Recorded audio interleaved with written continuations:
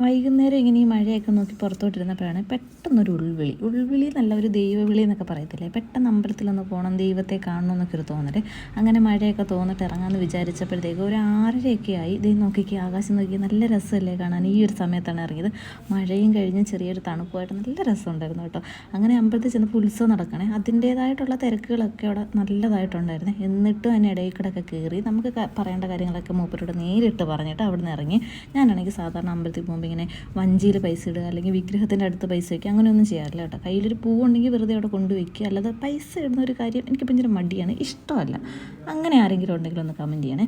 അങ്ങനെ അവിടെ കുറേ നേരം ഇരുന്നിട്ട് അമ്പലത്തിൽ നിന്ന് ഇറങ്ങി കഴിഞ്ഞിട്ട് ആ ഒരു ഏതെങ്കിലും ഒരു പരിസരത്ത് കുറച്ച് നേരം ഇരിക്കുക, എന്നാലും ഒരു സമാധാനം വരത്തുള്ളൂ. എന്നിട്ട് അവിടെ കുറച്ച് നേരമൊക്കെ ഇരുന്നിട്ട് ഇറങ്ങിയിട്ട് നേരെ വന്നത് ചായയും കട്ട്ലേറ്റും കഴിക്കാനാണ്. ഒരു കട്ട്ലേറ്റ് കഴിച്ച് കഴിഞ്ഞപ്പോൾ എനിക്ക് വേറൊരു കട്ട്ലേറ്റ് കഴിക്കാൻ തോന്നി. അപ്പോഴാണ് എനിക്ക് തോന്നിയത് ഇനി ദൈവവിളിയാണോ വിശപ്പിൻ്റെ വിളിയാണോ വന്നതെന്ന് ആ ഒരു സമയത്താണ് എനിക്ക് മനസ്സിലായത്.